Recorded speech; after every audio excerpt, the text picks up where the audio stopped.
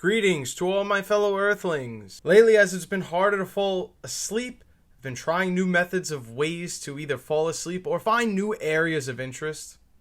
But one thing I found that I'm completely obsessed with is the snap counts of all 32 teams in the National Football League. Some people count sheep when they go to sleep. Me, I'm seeing snap counts in my head. I'm seeing what percent of the snaps did Ramondre Stevenson play in week 2 versus Travion Henderson. And now that you all know that I'm wildly infatuated by the NFL and their snap counts each and every week, let's go ahead and discuss things that are recurring, things that are staying the same, or things that may be on their way to changing, and last but not least, things that are already changing right in front of us in real time, and we need to adjust to those things as fantasy football players. So with that being said, I want you to go grab your favorite drink. I want you to go grab your favorite snack. I want you to kick back. I want you to relax. And I want you to clock in. And you already know what I'm about to say next. Roll the intro.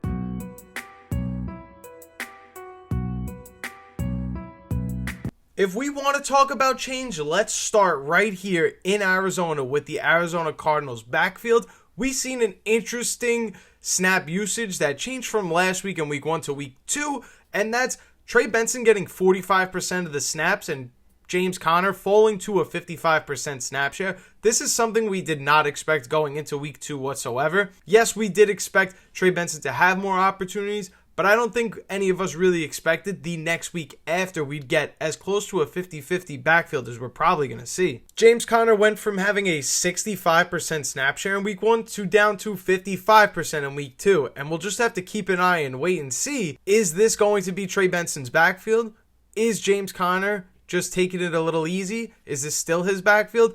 This is still all to be determined. While I once thought Trey Benson would be a change of pace back and an elite handcuff, it's very clear to me that Trey Benson is a rising asset in fantasy, and he should be treated as such. Now let's move on to the Atlanta Falcons, and man oh man, I was promised a healthy Drake London with no injury designation, but somehow the guy returning from a more severe injury in Darnell Mooney played more snaps than Drake London. Go figure. Drake London missed maybe a practice and still came away with 56 snaps in total of the Falcons offense, versus Darnell Mooney, who played 57. I really hope, as a Drake London fantasy owner myself, I really hope that this is not a situation where we're going to lose our target share because Darnell Mooney is back in this offense, and this was merely just Drake London taking it a little easy in his first game back from injury, and we'll work from there. Right now, it's hard to tell which of those is more likely of a scenario, but we do have to monitor this closely, and we'll keep an eye and we'll come back for week 3's version and see where could we go from here. Briefly, while we're talking about wide receivers, I do want to mention that Zay Flowers for the last 2 weeks in the Baltimore Ravens offense has been the only pass catcher to consistently get on the field time and time again. So that's something to be mindful of if you're someone who drafted Rashad Bateman, someone that drafted Mark Andrews, hell, even someone that drafted DeAndre Hopkins. Your time and opportunity on the field is probably not going to be a lot compared to Zay Flowers, who's always staying on the field. And I think if you could trade for Zay Flowers in your fantasy football leagues, I definitely would do it now before it's too late. In week 2 last week, sure, we could chalk it up to this game being a little out of hand, and that's why guys like Tylan Wallace and Devontae Walker got playing time in this game. But the truth of the matter is, those guys playing do eat into the snap share and the snap counts of a Rashad Bateman, of a DeAndre Hopkins. So we have to keep that in mind and realize if there's going to be one wide receiver in Baltimore that we can play or pass catcher every single week in this offense, it's Zay Flowers and only Zay Flowers right now until we see otherwise. Let's shift our focus to the Buffalo Bills and their snap counts. I'm going to be fair, I'm going to be honest and say that this is probably way more of an outlier than this is the norm for their wide receivers and how often they get to play on the field. But something to keep in mind is that guys like Khalil Shakir, Keon Coleman, and Joshua Palmer all played about either 49 to 51% of the snaps on the offense. None of them are guaranteed to be playing all of the time, and I have to, for that reason, say that there really is no wide receiver in this offense that we should be starting every week, but I will give and be fair to Keon Coleman and give him one more chance this week coming up on a Thursday night matchup, short turnaround, to prove me wrong, and then maybe we can start Keon Coleman every week, bare minimum.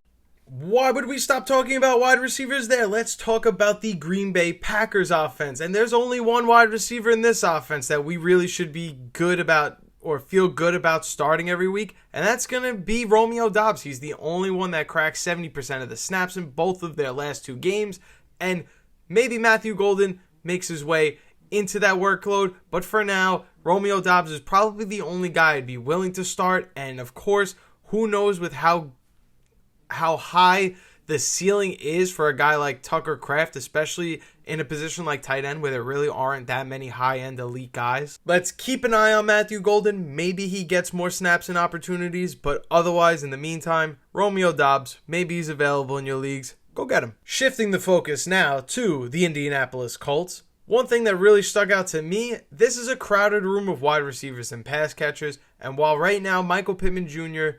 may be the only guy really warranting that start every week if there's any of them role. However, Alec Pierce over the last 2 weeks has played a ton of snaps and has opportunity, maybe if somebody goes down due to injury, to have a larger role in this offense. He's already playing a lot. If the targets start matching up with the snap count, this could be a player that is a viable flex piece for you in fantasy. This is a name we've seen before, so he does, we know, heat up early in the first couple weeks and then tend to fall off.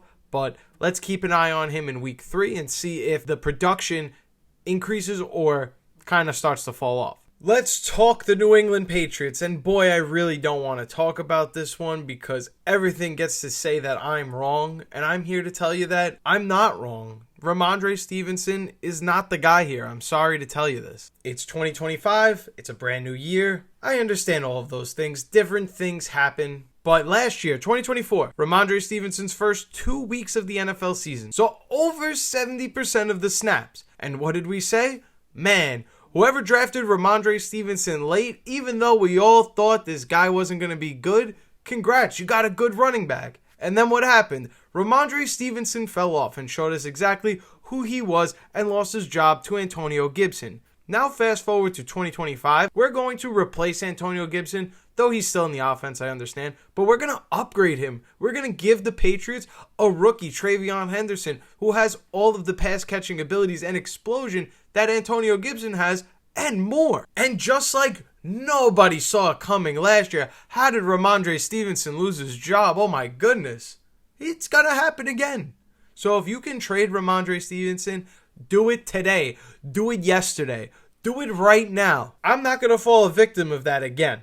You fell for it last year, or maybe you didn't fall for it last year. But now it's happening again right in front of us. And what are you going to do about it? Are you going to drink the Kool-Aid? Are you going to go along with everybody else and say, they think he's a starter again, I think he's a starter? Or are you going to say, you know what? This guy shows me a pattern. He balls out in the first 2 weeks of the season. And then what?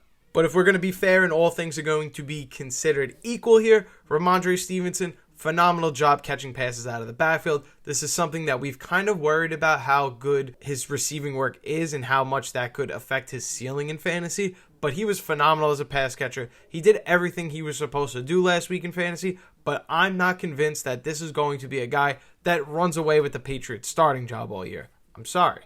I'm just not. They drafted Travion Henderson. All he needed was one kickoff return in the preseason to get everybody talking about him.